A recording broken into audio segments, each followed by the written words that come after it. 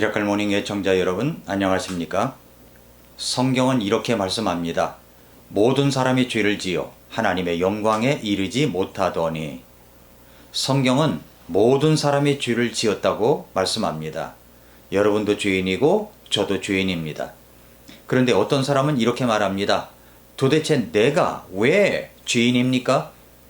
이렇게 도발적인 질문을 하진 않지만 그래도 속으로는 그렇게 생각하는 사람들이 있을 것입니다. 도대체 성경은 왜 모든 사람이 죄를 지었다고 말씀하시는 것입니까? 그래도 많은 사람들이 성경은 여러분이 죄를 지었다고 했습니다 라고 하면 이것을 완강히 부인하는 사람은 거의 없을 것입니다. 몇 사람은 본 적이 있습니다만은 전도를 하다가도 구원을 받으려면 먼저 내가 죄인이라는 것을 알고 있어야 합니다 라고 하면 그런 대로 수긍을 합니다. 그런데 여기서 우리가 조심해야 할 것이 있습니다. 내가 죄를 지어서 죄인인 것입니까? 원래 죄인이었습니까? 다른 말로 하면 내가 태어나서 세상을 살아가면서 죄를 지었기 때문에 죄인입니까? 아니면 본래 모태에서부터 죄를 갖고 태어난 죄인입니까? 오늘 본문 말씀은 그런 생각을 정리해주는 말씀을 주시고 있습니다. 로마서 5장 12절은 이렇게 말씀하십니다. 그러므로 한 사람으로 말미암아 죄가 세상에 들어오고 죄로 말미암아 사망이 들어왔나니 이와 같이 모든 사람이 죄를 지었으므로 사망이 모든 사람에게 임하였느니라 라고 했습니다. 한 사람으로 말미암아 죄가 세상에 들어왔습니다. 그 죄로 말미암아 사망이 왔습니다. 그렇게 모든 사람이 죄를 지었으므로 사망이 모든 사람에게 온 것입니다. 여기서 우리는 한 사람의 연대성에 대해서 생각해야 합니다. 성경은 처음에 아담을 창조하실 때 창세기 2장 16절과 17절에서 하나님께서 이렇게 말씀하셨죠. 주 하나님께서 남자에게 명령하여 이르시되 동산의 모든 나무에서 나는 것은 네가 마음대로 먹어도 되나 선악을 알게 하는 나무에서 나는 것은 먹지 말라. 그 나무에서 나는 것을 먹는 날에 네가 반드시 죽으리라 하시니라 라고 했습니다. 여러분이 알다시피 이것은 선악을 알게 하는 나무에서 나는 것은 먹지 말라는 하나님의 명령이었습니다. 그것을 먹으면 반드시 죽습니다. 여기서 궁금한 것이 하나님은 왜 선악을 알게 하는 나무를 만들고 이 명령을 하셨을까요? 하는 것입니다. 그것은 우리가 누구인가를 알게 하기 위해서입니다. 우리는 하나님이 만드신 창조물입니다. 창조주가 아닙니다. 행복이라고 하는 것은 내가 누구인가를 알고 나의 한계를 아는 것에서부터 시작될 수가 있습니다. 물고기가 자유를 찾는다고 물 밖으로 나간다면 그에게 진정 자유가 찾아올까요? 자신이 누구인지를 알고 한계를 알아야 진정한 자유의 기쁨을 가질 수 있습니다. 물고기는 물속에 있을 때 진정한 자유의 기쁨을 가질 수 있습니다. 우리의 자유도 행복도 그렇습니다. 하나님은 우리가 창조물이라는 것을 깨닫게 하기 위하여 선악과를 만드셨습니다. 우리의 행복을 위해서입니다. 우리의 진정한 자유를 위해서입니다. 그 선악과를 따먹는다는 것은 물고기가 물 밖으로 나가는 것과 같은 것입니다. 그런데 아담과 하와는 어떻게 되었습니까? 사탄의 유혹으로부터 넘어가 버렸습니다. 그리고 하나님의 명령을 어겼습니다. 그 선악과를 따먹은 것입니다. 진정한 자유와 하나님과 같이 진정한 자유를 갖고 싶다고 하나님과 같이 되고자 하는 마음 때문이었습니다. 그 결과 아담은 영적으로 죽었습니다. 그리고 육신의 죽음도 오게 되었습니다. 그 말씀을 로마서 5장 12절 말씀에서 말씀하시고 있는 것입니다. 그러므로 한 사람으로 말미암아 죄가 세상에 들어오고 죄로 말미암아 사망이 들어왔나니 이와 같이 모든 사람이 죄를 지었으므로 사망이 모든 사람에게 임하였느니라 라고 말씀을 했습니다. 자, 이 말씀이 이해가 되셨습니까? 한 사람으로 말미암아 죄가 세상에 들어왔습니다. 그 죄로 말미암아 사망이 들어왔습니다. 그런데 그 다음 말씀에 이렇게 이어집니다. 이와 같이 라고 했죠. 이와 같이 모든 사람이 죄를 지었으므로 사망이 모든 사람에게 임하였다라고 하는 겁니다. 로마서 3장 23절에서 모든 사람이 죄를 지었다는 의미와 여기서 말씀하고 있는 죄인이라는 의미는 좀 다릅니다. 여기서 말씀하시고 있는 것은 한 사람이 죄를 지었기 때문에 모든 사람이 죄를 지었다는 결론입니다. 그렇다면 어떻게 아담 한 사람의 죄가 내 죄가 된단 말입니까?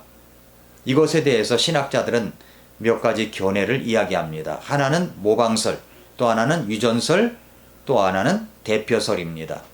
모방설이라고 하는 것은 아담이 죄를 지은 것처럼 우리도 죄를 지었기 때문에 죄인이 되었다는 거죠. 유전설은 아담이 범죄한 그 부패성을 물려받아 우리도 유전적으로 그 죄를 갖게 되었다는 것입니다.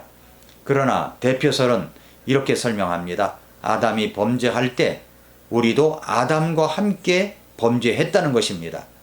그래서 로마서 5장 12절부터 21절까지 10절인데 이 10절 속에 반복되는 한 단어가 있습니다.